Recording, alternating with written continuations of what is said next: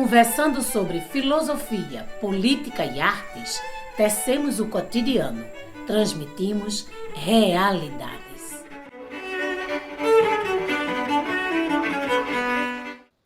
Olá, estamos mais aqui num Realidades na Rádio Universitária, também nos streams, você pode acompanhar. E hoje a gente está com um debate muito, mas muito interessante. Estou aqui com o Vinícius Sobreira, que ele é editor-chefe do Brasil de Fato, né? E que a gente está fazendo uma parceria com Realidades, né? Brasil de Fato, Realidades, uma vez por mês, trazendo novidades, discussão, debate político, o que o Movimento Sem Terra, o que outros movimentos estão fazendo. Esse debate, essa parceria é muito interessante no debate político, para a comunicação. E aqui também junto, apesar de separado dessa vez, né, através da internet, Paulo Mansan, que é um assentado do assentamento Che Guevara, aqui vizinho da gente, em Moreno, né, mas ele também é coordenador nacional dos Mãos Solidárias, do próprio Movimento Sem Terra, e para dizer que é um companheiro da luta pela terra do Movimento Sem Terra, com doutorado em agroecologia. Não é pouca coisa, não, que a gente está debatendo aqui com os camaradas de tradição de luta e de muita formação, e hoje a gente vai discutir informação. Bem, prazer estar aqui com vocês. Já passo a palavra para vocês. A primeira questão que está pegando fogo no Brasil. Afinal, vai passar a anistia àqueles que tentaram golpe? Primeiro, uma saudação para todo mundo, para os nossos ouvintes. Então, é com alegria que a gente volta aí encontrar o nosso grande companheiro lutador aí, o nosso professor Daniel, que a gente sempre cerrou fileiras aí em todas as lutas. O nosso companheiro editor do Brasil de Fato, Vinícius. Então, é um prazer estar com vocês aqui, com todos os nossos ouvintes. Eu acredito, eu acho que assim, primeiro, se nós olharmos assim nesse tema que está mais quente, dessa tentativa de anistia deles, dessa anistia universal, que eu acho que esse é um elemento que também pega, querem botar todo mundo no mesmo saco e dizer quem detonou, quem quebrou todo o Palácio do Planalto, o mesmo Supremo Tribunal Federal e o Congresso é a mesma coisa do que alguns outros que já fizeram acordos, inclusive de não percussão penal e etc., aí nesses processos. Eu acredito, pelo menos, que não existe uma condição e um clima político para isso. Então, acho que esse é um elemento, com as próprias denúncias que agora que o STF aceitou do próprio Bolsonaro, eu acho que não existe um clima. E cá entre nós, assim, primeiro, as mobilizações da direita que o Bolsonaro está puxando aí com o Silas Malafaia e essa turma, ela também não está tendo essa equação, não está ecoando tanto assim. Apesar de, assim, é significativo eles terem reunido na Paulista 40, 50 mil pessoas, então, assim, é um poder de mobilização que não dá para descartar, mas botaram como inimigo também, que eu acho que tem seu lado positivo, o próprio Hugo Mota, agora estão fazendo os ataques ao Hugo Mota, que vai ter muito esse papel de fazer os trâmites. Eu acho que os ataques também se dão exatamente porque estão sentindo que não há uma correlação de forças necessária para passar esse projeto da anistia. Mas eles estão tentando, né, professor Daniel, Vinícius, então eu acho que tem que estar alerta, mas nesse momento eu acredito que não tem condições objetivas, condições políticas para isso acontecer. Essa situação é muito grave, né? A gente foi desembocado a partir do filme maravilhoso, né?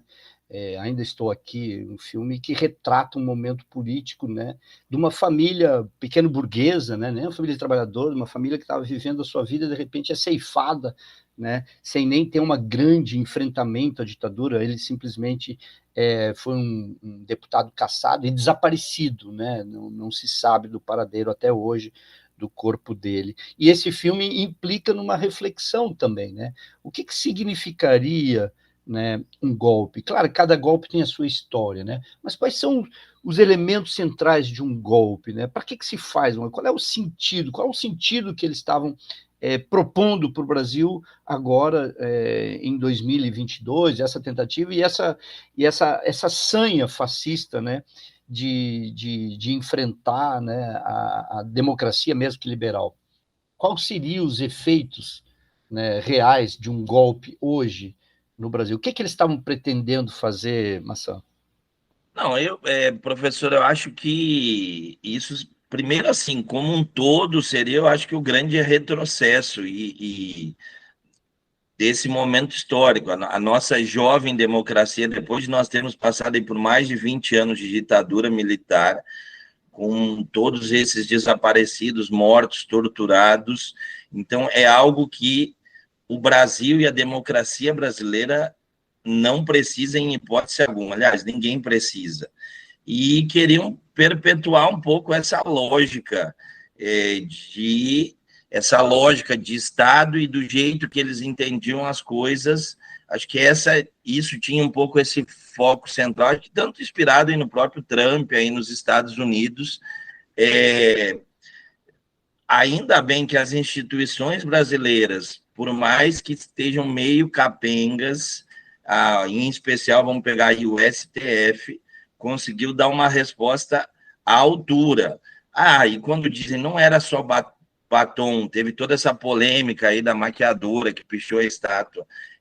Literalmente era uma tentativa de golpe, eles estavam querendo tomar o poder, perderam a eleição, a maior parte do povo brasileiro definiu que não queria mais a continuidade do Bolsonaro, e não esqueçamos, né, gente, o governo do Bolsonaro praticamente assassinou e matou milhares de pessoas porque não tomou as medidas adequadas no Covid, porque justamente era essa lógica negacionista e ainda acreditando ou disseminando essas informações falsas que a gente nem acredita, para quem estuda minimamente, até falando da Terra, a Terra não é redonda, a Terra é plana, juntamente com esse vírus que foi espalhado dizendo que era algum vírus da China para dominar o mundo. Então, todas essas informações ou essas desinformações contribuem para ir criando uma outra lógica e uma bolha, porque praticamente é quase setores do bolsonarismo vivem quase uma seita, uma bolha, as pessoas não conseguem dialogar e falar, gente, tem a ciência, não é a esquerda que está dizendo, tem pesquisas de centenas e milhares de anos que chegaram nesse conhecimento aqui. Aí não, simplesmente porque alguém disse ou alguém disseminou na internet, é verdade. Então, essa tentativa de... E aí, uns outros fatores que a gente não pode deixar de lembrar um pouco na nossa memória. A gente já tinha vivido aquela rasteira, aquele golpe na Dilma aí, então esse foi um elemento, nós estávamos aí com essas turbulências democráticas nesse curto período. Teve também a própria prisão do Lula, que foi uma outra tentativa de rasteiras, e junto com isso, esse nosso Estado, ou essa lógica do nosso Estado neoliberal, foi passando as reformas e o enfraquecimento dos direitos trabalhistas e da classe trabalhadora. E não esqueçamos, vem Temer, vem a reforma trabalhista, que era para gerar empregos, vem a reforma da Previdência, que era também para gerar emprego, e no final os empregos não aparecem e os direitos dos trabalhadores vão sendo tirados. Então, prisão do Lula, aí tem alguns outros elementos na história que a gente também tem que... O próprio hacker de Araraquara, nesse contexto todo, porque não havia uma correlação de forças assim para reverter o que estava dando ali, mas aquele desvelamento de tudo que estava se fazendo na pseudo-república de Curitiba, que se aconteceu com o vazamento das informações do Sérgio Moro, também desvelou um pouco todo esse plano arquitetado, que no fundo tinha aí a tentativa basicamente de projetar o Moro e quem sabe ele ser um pseudo-candidato a presidente da República, que se mostrou logo depois quando ele foi para o governo do Bolsonaro. Então, somado a isso, a uma ação eficaz do STF e ao não embarque das Forças Armadas, ou pelo menos de setores das Forças Armadas, porque também já estavam, acho que um pouco vacinados com o que aconteceu no outro golpe, que é esse golpe recente aí dos nossos últimos 50 anos, garantiu com que não acontecesse esse golpe. Mas eu acho que naquele momento ali, eu estava em Brasília, inclusive, lá nós estávamos na volta do Lula, tanto no dia 12, na diplomação, quanto no dia 8. Foi algo muito tenso, entendeu? Parecia, em especial no dia 12, parecia um cenário de guerra. Para nós ter uma noção, no dia 12, só vamos reavivar aí, dia 12 de dezembro de 2022, eles invadiram e quebraram, depredaram a sede da Polícia Federal, que é, para nós, assim, a polícia com uma inteligência, com mais aparato, com tudo, eles tiveram essa capacidade. Somado com o que se desvelou agora, a própria tentativa de assassinato do Lula, do vice e do próprio Alexandre de Moraes, que foi desvelado aí com essa história dos kids pretos. Então, eu acho que essas nossas instituições, em especial o STF, como uma fortaleza, um pouco maior, e aí não dá para deixar de elogiar também a sagacidade e a coragem, né, do próprio ministro Alexandre de Moraes, juntamente com uma outra turma que conseguiu enfrentar dentro das vias legais, constitucionais, essa tentativa de golpe. Essa situação é trágica, né? Tem até um nome da operação, e o nome da operação lembra uma operação nazista, né? Que é a operação, como é que é? Punhal Verde Amarelo, né? Que foi a noite das facas longas lá.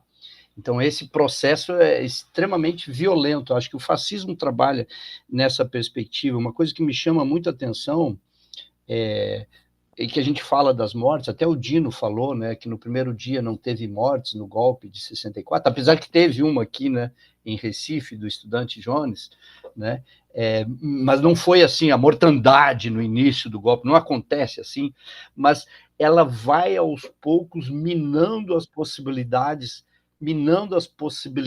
do movimento se organizar, de lutar. Há um elemento, falando com o meu pai, que já está há quase 90 anos, né, naquela época, do medo. O medo começa as pessoas a sentirem medo porque podem ser violadas nas suas casas, que podem ser perseguidas, podem perder emprego, podem desaparecer. Então, há um medo generalizado, e isso impede a realização humana do movimento social, de lutar. Se não impede, dificulta. Né? Ele cria uma situação de tentar que a classe trabalhadora não reivindique, não lute pelos seus direitos, e o golpe militar, acho que um dos elementos de 64 foi muito isso, perda de direitos assim, a mil, né? Um processo extremamente danoso para as universidades, danoso para a reforma agrária que estava em curso naquela época, né? Então é uma situação muito complexa. Vinícius, por favor. Ainda que você avalie que não há ambiente, né, para anistia, na contagem de votos dos deputados do PL, eles parecem bem confiantes. Talvez estejam vendendo o produto mais bonito do que parece, né? Mas eles estão dizendo que eles vão conseguir aprovar essa anistia. Eu queria saber, na sua visão e na visão do Movimento Sem Terra, quais são os riscos de se perdoar mais uma vez, né? Porque na anistia lá de 89 ou 87, os militares e torturadores já foram anistiados pelos seus crimes, né? Então, qual o risco do Estado brasileiro perdoar mais uma vez essas figuras que conspiram contra o próprio sistema democrático? Bom, eu acredito que o principal risco é justamente dar uma mensagem para esses extremistas de que, pode fazer que vocês vão ser perdoados, podem tentar, mesmo que não dê certo, que vocês vão ser perdoados. Então, acho que por isso que é meio inconcebível. Na real, assim, sendo pragmático aí na conta dos votos, tá na mão do Centrão, né? Se nós pegarmos a bancada um pouco mais de esquerda, e isso se nós botarmos ainda o PSB e o PDT dentro dessa bancada, eu acho que não chega a 150 deputados aí ao todo. Então, a correlação de forças realmente não é tão favorável. Então, está na mão do Centrão, por isso eu acho que esses ataques ao Hugo Mota, nesse momento que está acontecendo, é justamente porque ele não deu sinais. E vamos lá, né, gente? O Centrão tem um peso, eles se movem ideologicamente, eu acho que, se nós fôssemos analisar, eles são mais alinhados, não, eles são alinhados à direita, mas eles são pragmáticos. em todos, tanto que todos os governos Lula, se nós pegarmos aí nos últimos períodos, e mesmo do governo FHC para frente, lá ser o Sarney e Itamar, os caras estão do lado de quem paga mais, em outras coisas, ou seja, estão do lado do governo que tem a estrutura. Então, mas é isso, é uma análise, então tem muitos elementos que eu acho que com a denúncia do Bolsonaro não há um clima político para eles para eles conseguirem essa maioria, porque me ajuda aí, precisa de 2/3, né? Acho que 2/3 para essa anistia passar dos deputados. Então, é uma votação considerável. Então, nesse quesito, eu acho, Vinícius, que não tem muita conjuntura política, mas as coisas podem mudar de uma hora para outra nesse cenário aí que acontece. Inclusive, felizmente, assim, o Lula consegue também uma pequena...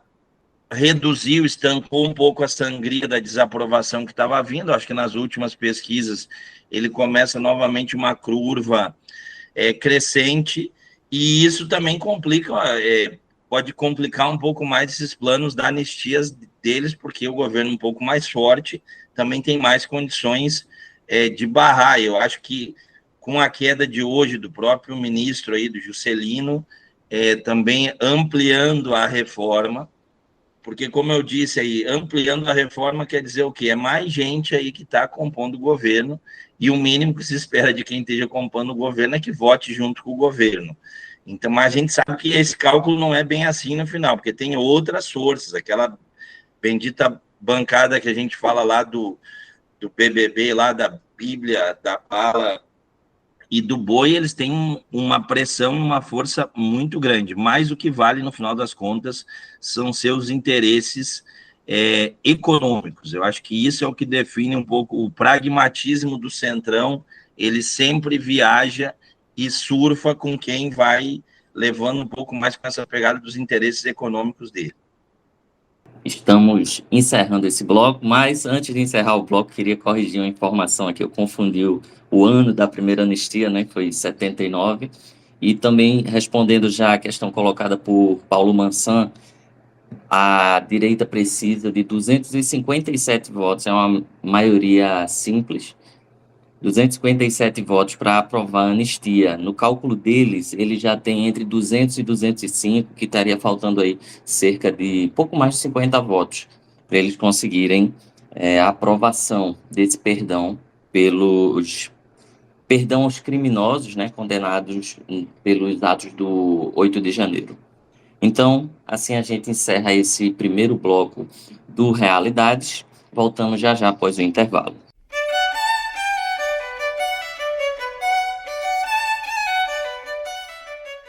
Em breve seguiremos tecendo realidades.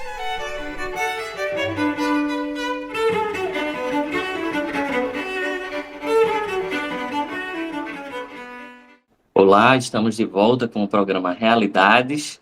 Essa edição de hoje é o Realidades Revista.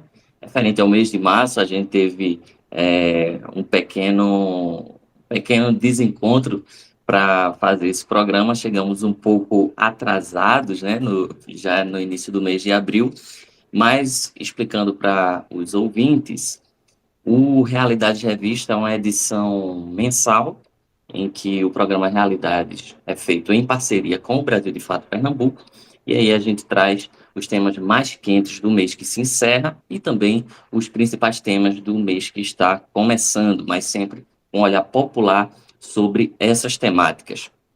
Hoje, eu, Vinícius Sobreira, editor-chefe do Brasil de Fato, estou aqui com o companheiro Daniel Rodrigues, professor da UFPE, me ajudando a entrevistar Paulo Mansan, que é assentado da Reforma Agrária no município de Moreno, aqui na região metropolitana, doutor em agroecologia e coordenador do Mãos Solidárias, além de membro da direção nacional do Movimento Sem Terra, o MST. Paulo Mansan, o MST sempre teve muitas críticas a essa nossa democracia, em que a grande massa da população, das classes mais populares, só conseguem ter alguma voz de 4 em 4 anos, de 2 em 2 anos, né? Uma democracia em que parte da população não consegue ter acesso à alimentação. E hoje, diante desse cenário político de ameaça à nossa democracia, o MST está se colocando em defesa desse mesmo sistema ao qual o movimento tem tantas críticas. Então, Paulo, trazendo essa questão da alimentação, que é tão cara para o movimento que você integra, e também essa questão da democracia, que o MST defende, mas também critica, que passos a gente precisa dar para aprofundar esse regime democrático, para que a gente consiga viver numa democracia que o MST considere, de fato, saudável para a população brasileira? Tudo bem novamente aí, uma alegria estar com vocês.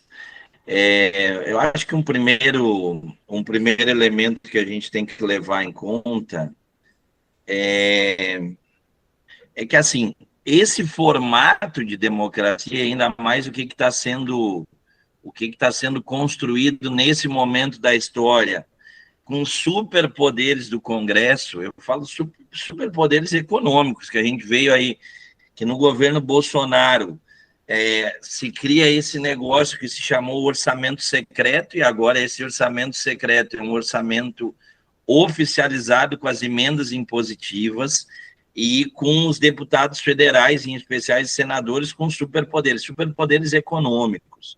Porque a função, dentro da nossa estrutura um pouco democrática, da nossa casa legislativa, é fazer as leis. Então, basicamente isso, e o poder executivo escolhido democraticamente por votação pelo povo deveria executar e construir políticas sociais vinculadas a seus projetos de governo, porque quando alguém vota ou no Lula ou no Bolsonaro, não está votando porque é um mais bonito que o outro, está votando porque tem propostas de cada um.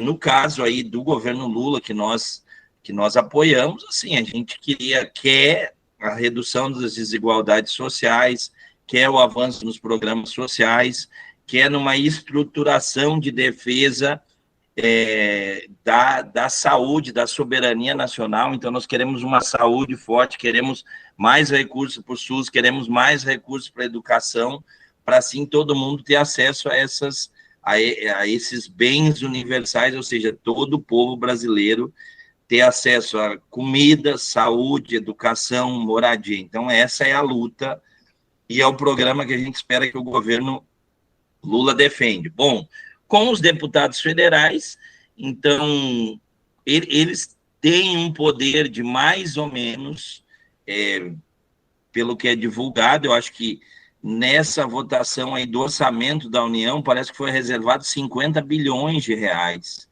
Isso é um orçamento maior que muitos estados brasileiros. E um deputado federal que coordena 50 milhões tem um orçamento anual maior que muitas prefeituras. Então, é um negócio que, digamos assim, há um aprisionamento do Estado brasileiro, em especial dos recursos brasileiros, ou do que alguns citam, dessa mais-valia social, que deveria dar margem para o governo fazer esses investimentos, tanto em obras como no bem-estar da população. O que se espera de um governo? Se espera que ele governe para todos os brasileiros, para os 200 e poucos milhões de brasileiros. No momento que um deputado federal tem o controle de tanto dinheiro, ele vai mandar para quem? Vai mandar para os seus municípios, para a sua base. Então, alguns vão receber muito, outros vão receber muito pouco. Bom, tudo isso construindo um pouco esse raciocínio para nós chegar um pouco nessa crise alimentar que nós estamos vivendo. Primeiro, eu acho que vale a pena, assim, desde o governo Temer até os anos do governo Bolsonaro, existe um desmonte de toda a estrutura, um pouco de retaguarda de defesa social do povo brasileiro. Tipo, mesmo assim, nós estamos num processo de jornada de lutas agora, construindo ocupações, etc., para pressionar o INCRA para fazer a reforma agrária e mesmo o governo federal. Mas o fato é que, assim, mesmo com 2 anos e quase 2 anos e meio de governo, o governo não conseguiu recompor o que foi desmontado no governo Bolsonaro, em especial. O IBAMA tá sem estrutura de fiscalização. O INCRA, agora que fizeram um concurso aí, vão chamar até o final do ano, também está totalmente desestruturado, porque por mais que a Constituição diga que a propriedade tem que cumprir uma função social, se o INCRA não tem os instrumentos necessários para fazer uma vistoria dentro do que a lei diz, como vai se avançar na reforma agrária? E sem falar o próprio orçamento, né, gente? Então, sem um orçamento forte, e infelizmente, mesmo com o governo Lula, esses orçamentos ainda se prima muito dinheiro para o agronegócio ou isenção de impostos, e pouco de dinheiro para a agricultura familiar camponesa. Isso dá um impacto direto. E aí vem a pergunta, mas por que os alimentos estão tão caros? Porque o agronegócio, aí, falando para os nossos ouvintes, ele não se preocupa em alimentar o povo brasileiro. Ele se preocupa basicamente com o lucro. Então, ele vai vender esses produtos, ou os commodities, eles nem chamam a soja ou o milho, nem chamam de comida, de alimento, chamam de commodities, porque eles especulam com isso e vendem para quem paga mais, ou para a China, ou para a Europa, ou para os Estados Unidos. E eu acho que essas tarifaças também do Trump, já entrando num outro assunto, vai embaralhar um pouco isso, porque os Estados Unidos não vendendo para a China, se abre um novo mercado, porque um mercado muito grande, que é o mercado chinês, eles têm praticamente 1/4 da população mundial, e isso também vai favorecer muito o agronegócio. Mas para nós termos os alimentos, então, assim, mais baratos, precisa do quê? Na nossa compreensão, precisa de reforma agrária, ou seja, terra para quem precisa produzir, porque quanto mais pequenos agricultores produzem, mais comida chega na mesa do povo brasileiro. E tem um dado aí que veio do MDA e do próprio governo, e aí eu vou finalizando um pouco esse raciocínio, que 70% da comida que está na mesa dos brasileiros, aí, tanto a carne, como o feijão, como o milho, no nosso caso do cuscuz, vem da agricultura familiar camponesa. Só os outros 30% é que vem do agronegócio. E, povo, a agricultura familiar camponesa, qual que é a definição? É aquela que vive com a produção de uma família, ou, no máximo, um possível funcionário trabalhador rural que se soma. Então, esse é um recorte, assim, os grandes não são, porque um grande latifundiário, ele nem tem contato com a terra. Então, um pequeno agricultor não faz parte do agronegócio, ele faz parte da agricultura familiar, e é esse povo que alimenta o povo brasileiro. Essa questão que tu levanta, Paulo, é tão relevante que apronta alguns sujeitos de como esse processo no Brasil é extremamente concentrado. Estava lendo um dado da Embrapa, oficial da Embrapa, num estudo que diz que o Brasil é o 4º maior produtor de grãos e o maior exportador de carne bovina do mundo. Né? Você está no site oficial, ou seja, tem um sujeito, como você falou, que é central nesse debate político, que não é, na verdade, como você disse, sujeito da defesa nem da terra, né? Nem da alimentação do povo brasileiro, mas que é vendido o agronegócio, inclusive na televisão, aparece o agro é pop, o agro é que nos alimenta, né? É vendido como o sujeito que vai salvar a economia, que está salvando a economia do Brasil. Né? Eu queria que tu falasse mais qual o papel do agronegócio, tanto na questão da crise climática, quanto nessa questão da crise alimentar, da inflação de preços no que está ocorrendo, por exemplo, não só no Brasil, é bom que se diga, né, que isso não é um problema só brasileiro, mas que está acontecendo aqui no Brasil, Mansan. Boa pergunta, professor Daniel, e vamos tentar entender o que o agronegócio faz um pouco, e aí por que isso está vinculado. Por exemplo, há um nome que o povo diz que é o corte raso da floresta. O que é o corte raso da floresta? É o corte onde não sobra nenhuma árvore, nem nada, enfim, da flora e da fauna. Ou seja, ou aquilo que a gente ainda chora quando vê, parece que não existe, mas existe, aqueles correntões na Amazônia, onde pegam 2 grandes tratores de esteira, botam um correntão de 100, 200 metros e vão derrubando tudo. Ou seja, o Brasil é esse grande produtor de carne, ou mesmo assim de alguns cereais com alto custo ambiental. Inclusive, quando avança esse mercado, e aí esse vai ser um problema. Eu acho que o tarifaço do Trump vai incentivar mais desmatamento, porque é uma fronteira agrícola ainda, a floresta amazônica em especial. Infelizmente, o cerrado já foi quase todo acabado, então a vegetação do cerrado, eu acho que tem muito por cento aí, não sei o percentual certo, mas eu acho que está menos de 20% do cerrado ainda em pé, porque é as fronteiras agrícolas que o agronegócio utiliza para a produção. Quando um boi ele está sendo formado, ou seja, quando está produzindo a carne, e, gente, são muitos milhões de hectares que é utilizado para pecuária. O Brasil, para a gente ter uma noção, assim, nós estamos falando todo o território brasileiro, 851 milhões de hectares. É muita terra, digamos assim, é um dos maiores países do mundo, eu nem sei quais, mas entre Rússia, China, o próprio Brasil, Canadá, são esses que têm um território muito grande. Mas para produzir o boi, precisa de muita área também, produzir a carne. E para produzir a carne, a técnica que eles usam é desmatar tudo. Isso dá efeitos imediatos nas mudanças climáticas. Mas às vezes os deputados flexibilizaram o Código ambiental, e aí vamos pegar, citando isso com o nosso caso aqui, com o caso do Rio Grande do Sul, com as cheias desse último ano, que foi o que teve de mais drástico. Além do Código Florestal ter sido flexibilizado, inclusive aí no segundo, acho, governo Lula, a legislação ambiental do Rio Grande do Sul foi muito flexibilizada, que é o desmatamento, isso é permitido, tu pode cortar, não precisa preservar os mananciais, não precisa preservar as margens dos rios, tudo isso flexibilizado. Quando acontece uma tragédia, tu não tem essas barreiras de contenção. Por exemplo, eu trabalho no meu lote com agrofloresta.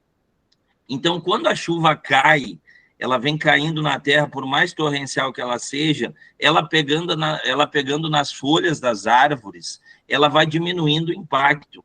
E quando chega no chão, não tendo a terra nua, ela se envolve nos galhinhos, nas folhas, naquilo que está se decompondo da própria mata, e ela não desce com uma violência muito grande. Mas quando desmatou tudo, queimou tudo, não tem literalmente nada de vegetação, a chuva cai, vai compactando a terra, e quando ela vai pegando velocidade, por causa do desnível, ela vai fazendo a erosão, então, inclusive, levando a terra fértil e assoreando rios e criando todo esse caos que a gente viu no Rio Grande do Sul.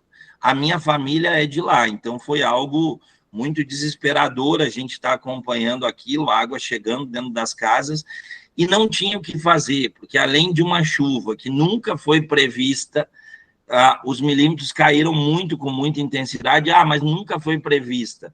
Era esperada, porque quando se desmata a Amazônia, quando acaba com toda o próprio bioma pampa lá, ou vai acabando a Mata Atlântica, que é o nosso caso aqui, a gente, para achar quando nós estamos indo aqui para as praias, ou indo para Goiânia, ou indo para Maceió, o que a gente vê nos lados, gente? É só cana. Inclusive nos morros. Imagina aquela água caindo quando a cana está ali, vai fazendo a erosão, vai assoreando o rio, porque leva a terra para dentro. Então, essas mudanças climáticas têm tudo a ver com essa maior produção, o custo dessa produção de grãos, não só o custo financeiro, porque alguém tem que pagar a conta, e não é o agronegócio. É muito grande para a nossa existência. Então, para a nossa existência enquanto seres humanos, aí pode rolar aquelas tragédias do Rio Grande do Sul, mas podem rolar também tragédias como nós vimos aqui em 2022, inclusive aqui foi daí que nascem nossas cozinhas dentro das comunidades. Mas quem que morreu? E aí, fechando aqui, porque o tempo está acabando. Quem que morreu aqui em Pernambuco em 2022? É o povo pobre que não tinha um lugar adequado para morar e estava em cima das barreiras, essas barreiras desceram e matou o povo pobre negro que foi historicamente jogado para essas periferias. Exatamente, essa questão tem lados, né? A crise climática, a crise alimentar tem lados, tem relações completamente diferentes. A gente está percebendo isso no mundo, né? A crise do café, né? Existe um estudo que na Europa vai diminuir a produção de alimentos rapidamente, né? A gente vai viver uma nova crise mais forte, e no Brasil essa estrutura fundiária não resolve, do agro, não resolve o custo da alimentação, não resolve a qualidade, como você falou, né, em agroecologia, não resolve isso. A nossa alimentação pelo agro é envenenada, em outras palavras, para ser bem claro.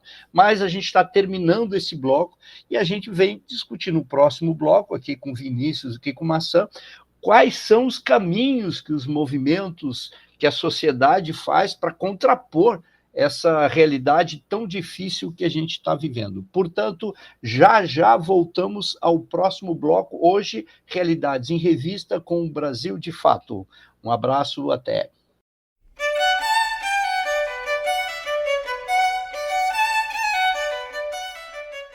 Em breve seguiremos tecendo realidades.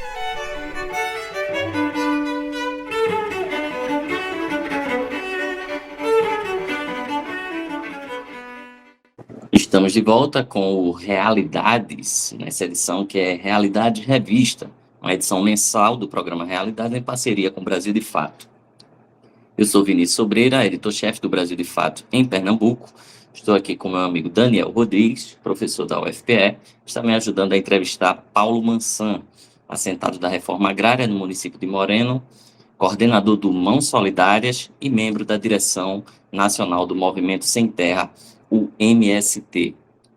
Mansan, você estava falando agora há pouco da necessidade de mudar a realidade no campo, né? A desconcentração de terras, distribuir as terras para quem de fato planta, né? Para que o poder público atue mais em favor da agricultura familiar. Aqui em Pernambuco, Paulo, a gente tem uma história de um agronegócio que investe na monocultura da cana-de-açúcar. A gente tem essa cultura da cana muito forte e a gente está agora no mês de abril, em que o MST realiza o Abril Vermelho, uma jornada de luta que é central para o movimento. E aqui no estado, ao que me consta, o MST já realizou 8 ocupações nesses primeiros dias de abril, 8 ocupações de terras. Então, eu trago 2 perguntas para você. Primeira, ocupar terras é crime, como muitas figuras, inclusive políticos proeminentes no estado, acusam, né? O MST está cometendo crime. E também, qual é o projeto do Movimento Sem Terra para essas terras em Pernambuco? Digamos assim, eu acho que a grande falácia, ou digamos, a grande mentira que a gente ouve falar é para dizer, quando fala, o usineiro, o fazendeiro comprou aquela terra. Até alguns podem ter comprado, ou a terra veio do suor do seu trabalho.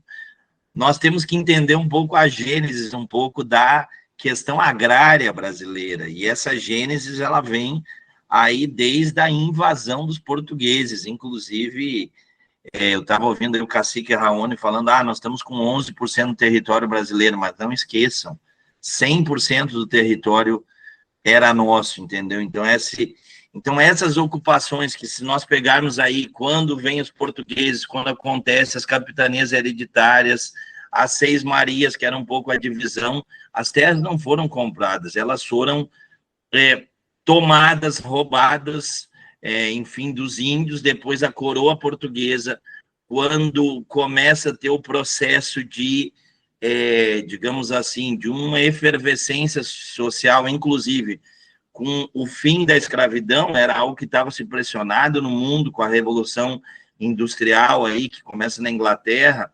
No Brasil, em 1850, se cria a Lei de Terras.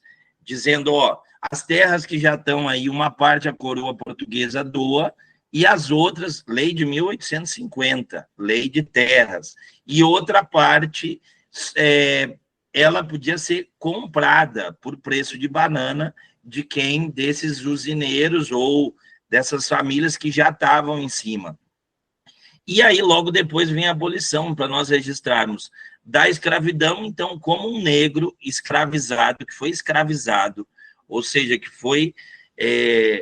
que a sua liberdade foi tirada, como ele vai comprar a terra? Se tinha que ter dinheiro e se ele foi escravo. Então, foi assim que a gente foi criando essa borda aí das nossas periferias, com um recorte bem claro, e as terras na mão das famílias que ainda dominam hoje. Então, essas terras não foram fruto do suor, do trabalho dessas pessoas. É algo muito importante para a gente levar em conta. Então, o caminho é nós destinarmos a terra para quem nela trabalha ou quem nela quer trabalhar. Então, esse eu acho que é o primeiro elemento. E a Constituição de 1988, ela traz isso, a Constituição brasileira, que a terra tem que cumprir a sua função social. É o primeiro elemento. Então, a luta do MST, o MST não quer tomar a terra de ninguém. Ele quer fazer uma ocupação, e aí, Vinícius, a coisa está aumentando. Ontem teve mais, nós já estamos com 10 ocupações em Pernambuco. E aí, a mais, eu acho que uma das mais simbólicas, aí eu vou citar duas, a da usina Santa Teresa, que é do espólio aí do Grupo João Santos. Os caras nem vivem, nem têm relação com a terra, gente. Então, esse é um bom exemplo. E um outro exemplo, essa ocupação da usina Nossa Senhora do Carmo, em Pombos. Então, nós estamos com 10, mas tem a de Petrolina, Copfrute também, que foi ocupada, que tem dívidas trabalhistas. Então, a luta é isso. O MST quer ficar com a terra? Não é isso. O MST quer chamar INCRA, governo federal, olhem aqui, porque essa terra precisa cumprir a sua função social, e como a gente tem uma horda aí de alguns milhões sem terras no Brasil, precisa que o INCRA faça o seu trabalho, inclusive está na lei, que é fazer a vistoria e ver as terras improdutivas para desapropriarem. Aí, junto com isso, já vou pegando o embalo, assim, nós estamos em processo de luta. Então, junto com os movimentos populares urbanos, eu acho que um outro elemento central aí que a gente conversava um pouco no intervalo é esse plebiscito popular que a gente está se somando, está construindo, que tem 3 focos centrais. Um é a redução da jornada 6x1. Gente, é desumano, isso nem se questiona. E aí, classe trabalhadora, o indivíduo trabalhar 6 dias na semana e às vezes não folga nem domingo, pode folgar qualquer dia da semana, tem que trabalhar quase de domingo a domingo. A segunda é a redução da jornada de trabalho. Então, a riqueza que o Brasil produz, ela tem que vir para os trabalhadores, tem que melhorar a vida do povo brasileiro. Então, essa que é um pouco a luta. Então, tem que trabalhar menos e ganhar mais. Essa que é a LOC, diminuir o lucro de quem está lucrando tudo. E, por fim, nesse plebiscito que a gente está construindo, é a taxação de grandes fortunas. É inconcebível que não tenha taxação de herança. É inconcebível que quem bota aí o dinheiro nos paraísos fiscais não precisa, ou quem está investindo na Bolsa não tenha que pagar um imposto, um trabalhador brasileiro, um professor universitário, um professor, ou seja, quem for, um pedreiro, qualquer pessoa que ganhe mais de 5 mil reais vai pagar 27%, 30% de imposto de renda.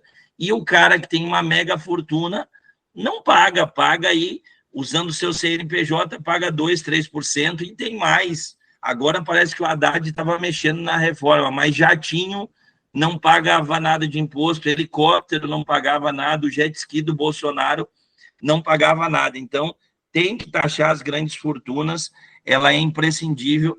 E o Abril Vermelho, agora com essa marcha que nós estamos fazendo aí, nesse dia 15, na terça-feira, ele está pautando isso. Então, reforma agrária no centro do debate para reduzir o preço de alimentos, então, para produzir com mais produção, alimento mais barato, e democracia sem anistia e o plebiscito. Então, esse é o foco central um pouco dessa luta que nós estamos fazendo. Então, com essas 10 ocupações aqui em Pernambuco, ainda tem mais aí para frente, eu acho que vai chegar em umas 20 aqui no estado, e nacionalmente eu acho que vai ser a maior jornada dos últimos anos, por mais assim que o governo receba para conversar, mas não está resolvendo o problema. Então, a nossa missão é pressionar o governo para dizer, nós estamos aqui, nós também precisamos que a gente seja ouvido.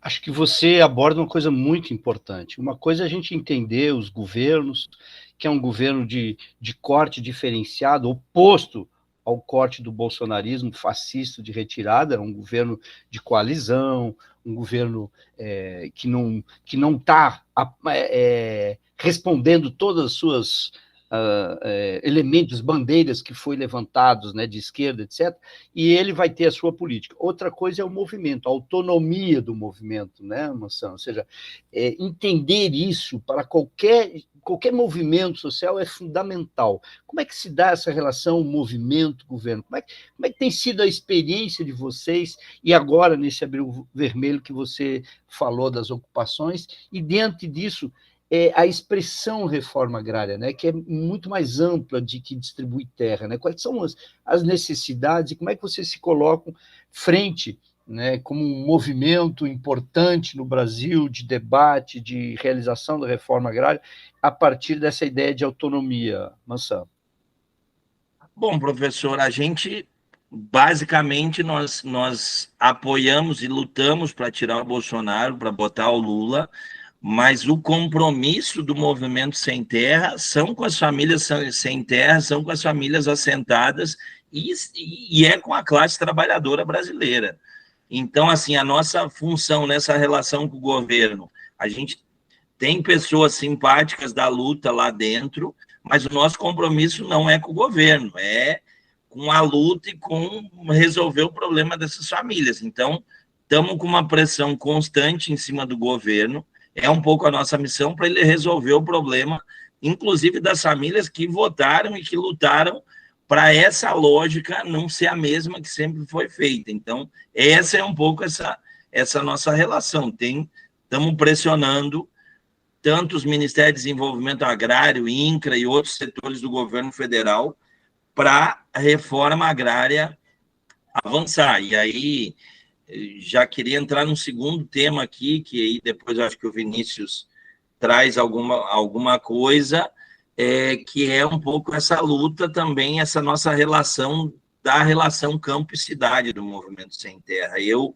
além de ser assentado da reforma agrária, enfim, a gente se soma a outros movimentos de luta aí da cidade, vou citar aí o caso do MTST, que sempre está junto, aqui em Pernambuco, MUST, CMP, mas a gente tem a seguinte compreensão: para nós conseguir fazer uma transformação maior, nós precisamos avançar nessa rede, reconstruir redes dentro das nossas periferias urbanas, onde a grande massa da classe trabalhadora, formal e informal, está situada. Se nós pegarmos o rural brasileiro, está com 12%, acho que aproximadamente.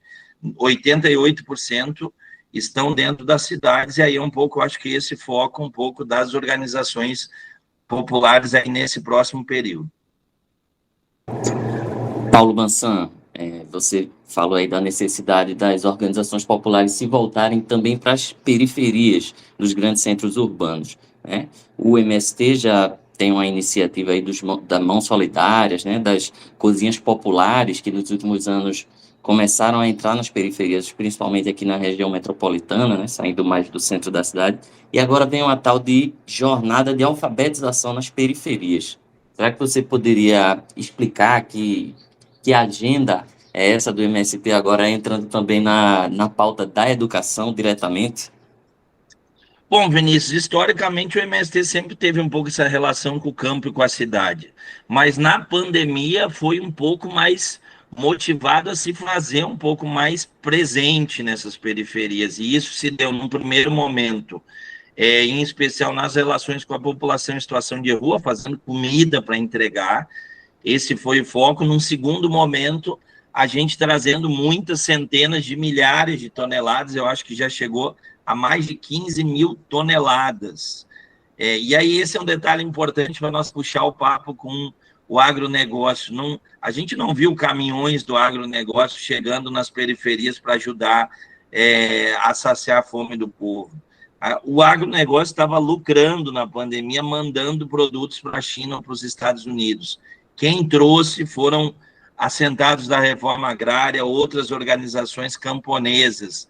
Então, essa foi essa relação. MST Comida nas periferias, ela é algo que a gente está construindo. Somado a isso, gente, a gente também construiu algo que virou programa agora no governo Lula, que foram os agentes populares de saúde.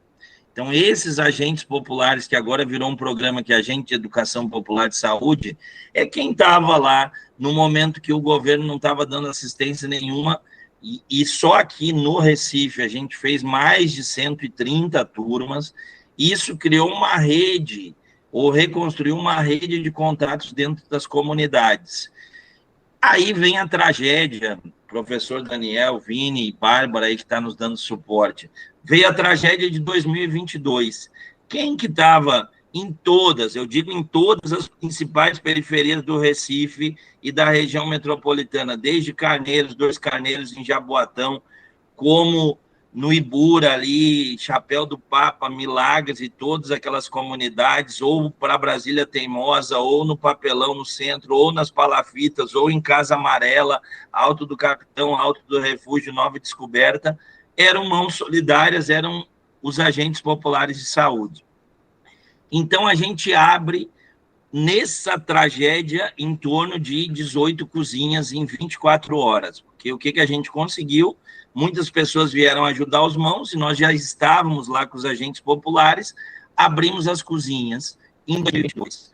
Bom, a gente se dá conta, inclusive nessa relação com as cozinhas, que uma das grandes dificuldades das pessoas é o processo de alfabetização. Aí a gente criou a rede de bibliotecas, reforço escolar para as crianças, mas assim, as próprias cozinheiras, boa parte das pessoas que estavam ajudando na cozinha, não foram alijados do processo da leitura das letras. E aí que vem essa ideia, que é um pouquinho diferente dos programas que já tem aí do EJA, porque o EJA, as pessoas estão indo para dentro da escola para fazer as turmas ou em algum equipamento público. As nossas turmas, que é uma parceria, inclusive, com a Universidade Federal de Pernambuco e com o MEC, elas podem ser feitas em qualquer lugar, inclusive numa garagem, desde que tenha as condições objetivas ali, as cadeiras, uma TV. Nós estamos usando o método Sim, Eu Posso. Então, e o mais interessante, é um projeto que a gente está fazendo um piloto, praticamente 1.500 turmas no Brasil, São Paulo e Minas e todo o Nordeste. E aqui em Pernambuco nós estamos com 200 turmas, 150 em Recife, na região metropolitana, e mais 50 sendo Caruaru e Petrolina.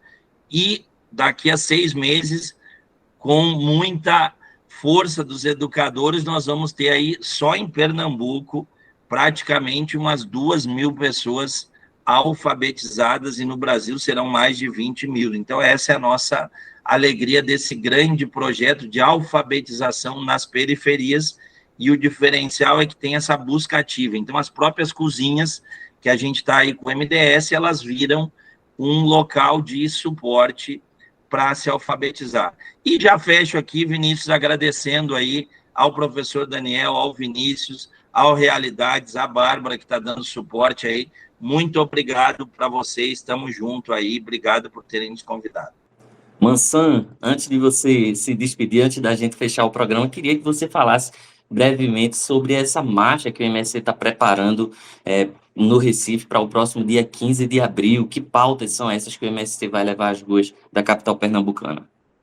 Então, em defesa da reforma agrária, e contra a anistia, então a favor da democracia, e pelo barateamento dos alimentos. Essas são as pautas centrais. E o convite é o seguinte: nós vamos estar concentrando na Abdias de Carvalhos, ali na Chesf, a partir das 5 da manhã, para nós sairmos em marcha pelas 7h30 da manhã.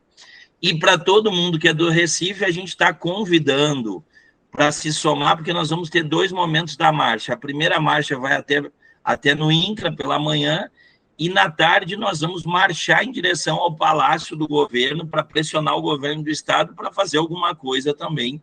Então, a partir das 13 horas, nós vamos concentrar com mãos, com as cozinhas, com os sindicatos, no derby. Todos estão convidados, aí a gente se soma com a marcha em direção ao Palácio das Princesas.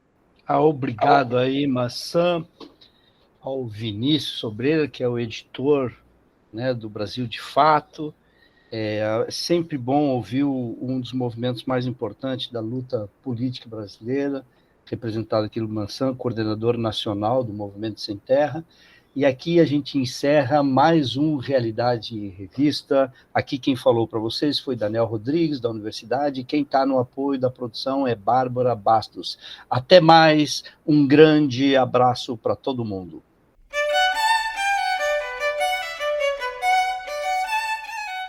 Acabamos de ouvir Realidades. Oferecimento Proeste, UFPE.